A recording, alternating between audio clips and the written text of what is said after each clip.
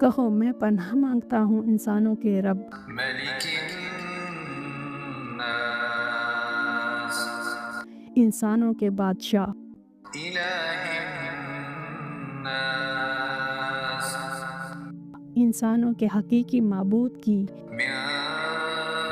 شر الوسواس الخناس